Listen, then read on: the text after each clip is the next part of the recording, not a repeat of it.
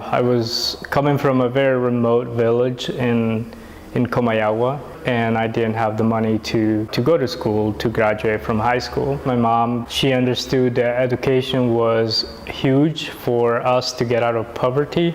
She just told me that I will be dropping you off at Apufram, and I remember that day as if it was yesterday.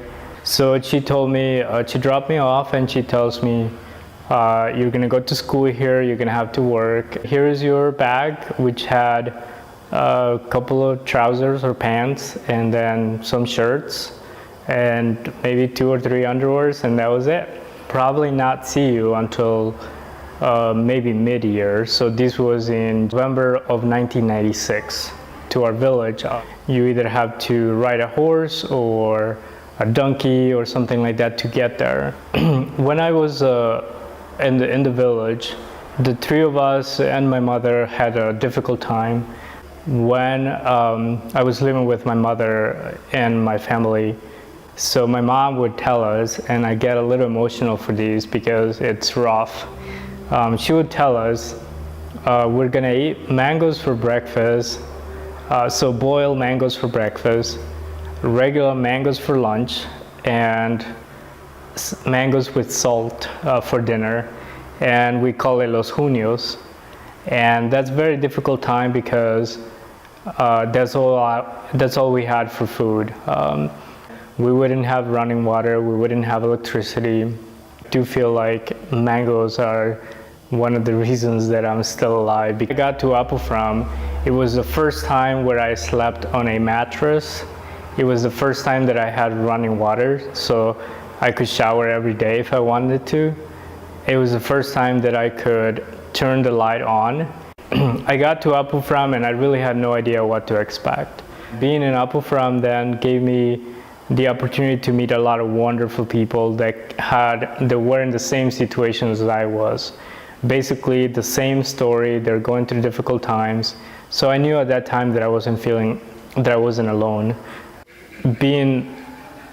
Going through that experience was great for me in making the person who I am now, making sure that I give back to the community, making sure that I have that friendship going. Up to today on this trip, we have had about 10 different people that were roommates of mine or classmates of mine working on the project that we're working on. And these are friendships from 17, 20 years ago. And we had not met in like 15 years. And now we meet and we're making jokes, we're calling our old nicknames, nobody gets mad. We're all just joking around, but at the same time doing a lot of work. In Apufram, I was from 1996 through 2003, including college. And they would give you a small monthly allowance, along with housing for you to go to college. And obviously, not having family with the only public university at that time, so it gave me financial aid and housing to be there. Apufram was a great experience that I'm still enjoying now. Apufram's motto is God, study, and work. That is key for anybody to be successful. If you have any of those 3, everything else is kind of added. How Apufram makes sure that you go through that is there's a lot of discipline. It does help you become a better person so that you're not just thinking of yourself and you're thinking of others, and that you don't forget where you came from. So I'm very proud now that I am a board member for Apufram International. That is one of my highlights of my life, really, because I get to work with amazing volunteers that work and worry and plan and manage and meet to make sure that Apufram International is there for the kids here in Honduras. You know, having sponsors, translating letters, and making sure that the kids had open communication with their sponsors. Honduras has gone through a lot.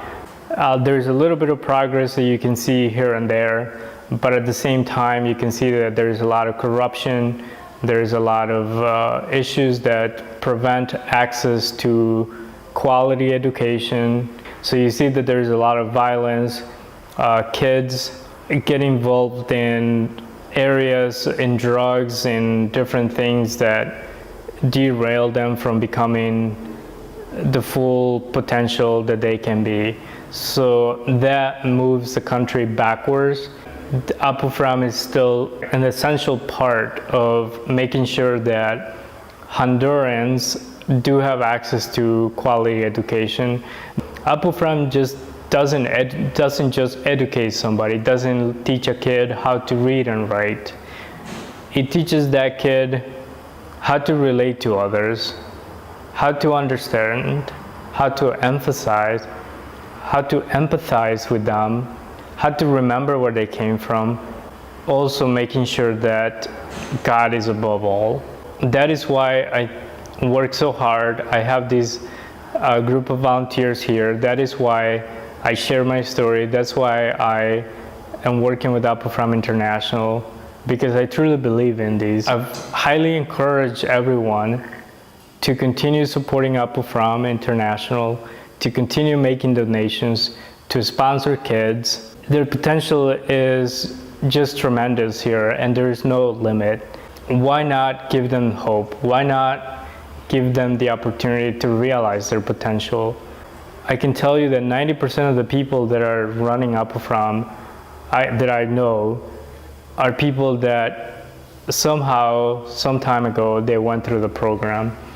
They know where the kids are coming from. They have gone through the same experiences, and they value that. My dreams when I was here in Honduras, my dream job was being a taxi driver. I went through the schooling system here, and after that, I was thinking I wanted to be a lawyer. I wanted to be a business administrator. I wanted to know accounting. I wanted to know how to use a computer. I wanted to, all because Apufram was there for me.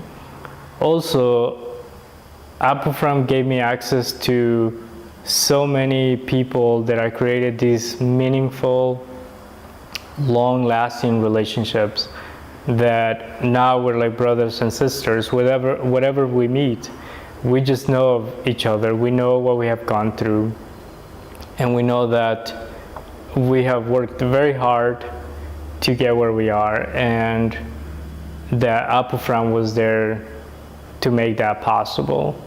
So Apufram has meant everything that it stands for, which is God, study, and work. Everything that you can cover on that, that's what Apufram means to me.